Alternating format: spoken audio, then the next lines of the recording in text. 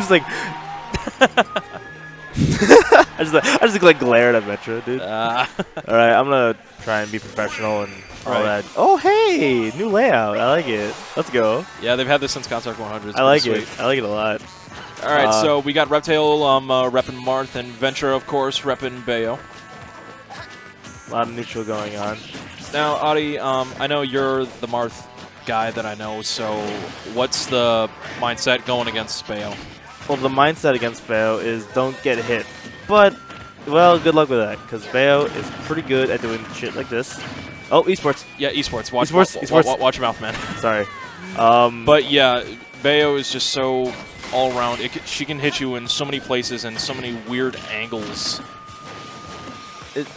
My thing about this matchup, right, is if the Marth can play solid neutral and only swing or grab when they have a chance to, then Reptale will be fine.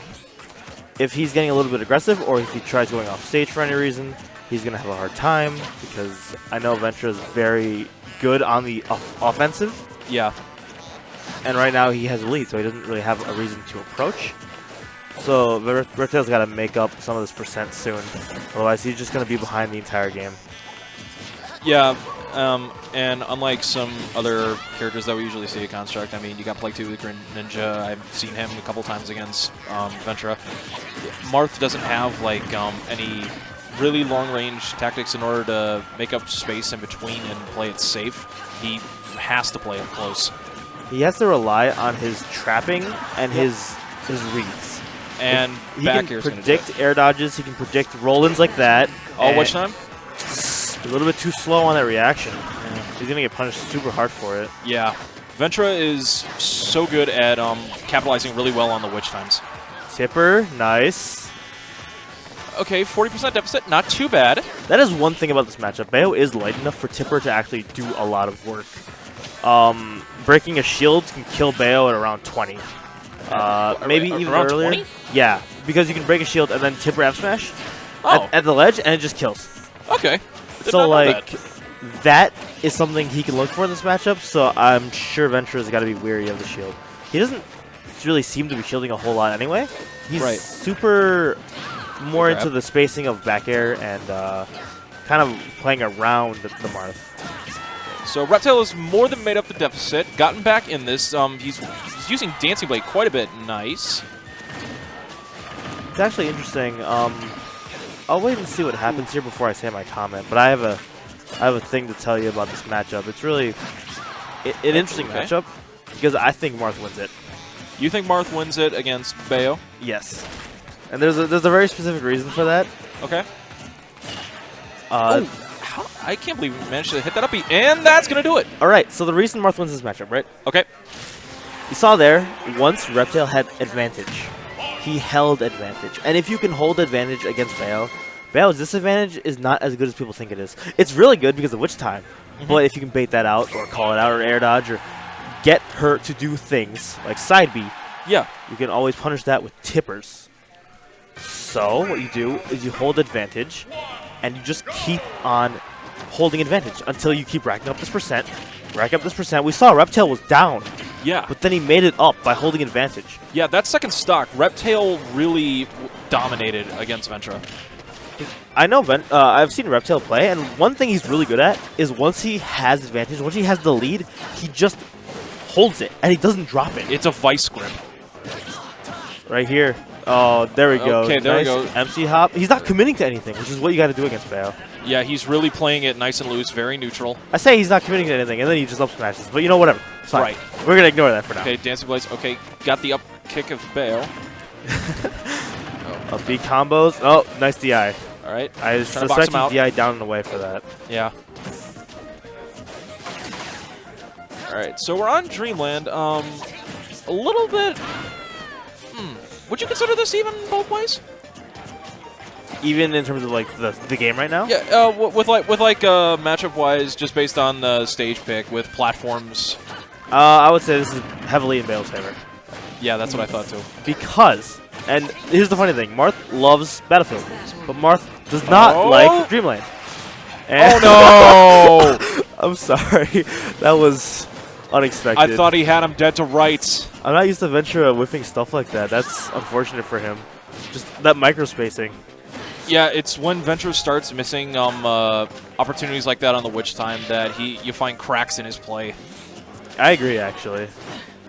Because that happens constantly against some other people. Like, I've seen it happen constantly against, like, K-Sen, Pow Pow. Oh, he's done. He lost his jump. Oh, no. Oh! And the counter for good measure. That actually is really... He called him out. He called him out. Okay, nice. so even game. Like I was saying earlier, another thing Marth has in this matchup is the fact that he can counter Bayo, like the up B and the side B. But he's got to kind of follow Bayo and not get hit super bad. Cannot capitalize anything off that Witch Time. Because if he messes up off stage, he can actually just die for it. Yeah. So he's got to be careful. Yeah, but Reptale is playing very safely. He's not committing off edge. So that's wait, no. He got out of it on that one. The funny thing is, this is honestly one of the most even sets I've seen in a while. Yeah. Because they're both going back and forth. And that's it. Oh, no. Game 3. Yep. Okay, so as soon as that second stock came out, Ventra really just decided to hammer it in. He was just relentless with kicks into the air and finally got it with the low ceiling on Dreamland. The pressure Ventra gives with Bayo is something that you don't really find a lot of in Wisconsin. Because he's so good at just, once he has you, this is actually a very volatile set because both players are like, once they have you, they just trap you until you die. It's a very similar play style with two very different characters. All right, so we're on Battlefield for Game 3. Reptale's pick. Yeah, because, like I said, Marth prefers Battlefield over Dreamland. Fair enough. Okay, downward dancing blade. Right, trying to get him out with the gun. Air dodge into forward air. Yep. I would expect an air there, actually. Up tilt. Right. Okay, Reptale is playing more spacing. He has the platforms to cover for him now. Right. So what he can do is he can trap with up tilt or up air. And this is what I was talking about. Once he holds his advantage and once Bayo's at disadvantage, he can kind of trap. Now it's reversed, though. Yeah. With Bayo on the ground. Well, like we saw last game on Dreamland, Bayo loves those platforms. So, I mean, Marth gains a bit of an advantage, but Bayo still has a little thing on her side as well. Some people would have looked at that run-up forward air to send Bayo off stage as like a good option. I kind of looked at that and I was like, that's kind of risky because he just ran up and did a forward air, an aggressive forward air. Yeah. I mean, you got to, if you get that, it's a good risk. Risk reward, but if you don't, you might get laddered for it. All right. So Reptale's got Ventra in the hundreds, but I mean, at 70%, Bayo can do a lot against the character at 70%, especially with Rage. One other thing about this matchup that I find interesting is that Marth actually has a true, I think it's true for certain percents. Ventra's too high for it right now, right? But maybe we'll see a next stock where Marth can do down throw, tipper, up air. Oh, and the tipper back air, yeah, I think that was back air. Yeah, it was back air. Okay, now Ventra's just kind of swinging. Oh, which time? Can he capitalize? Ventra, what did all right, he was setting it up at the beginning. Wait, does he get him? He got him! Oh my goodness, let's go, Ventra. Okay, just started the setup on like the first hit and then just took it all the way to the top. Okay, Ventra, you're going crazy. Good lord.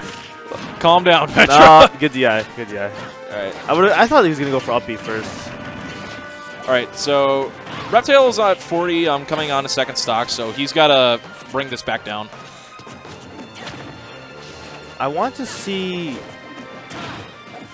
Okay. That's nice. That's a start. Rack up some percent with some grabs. Maybe, Yeah, don't overcommit too much of the combos. Just make sure you're able to get the damage in and then box out just so Bayo can not start anything crazy.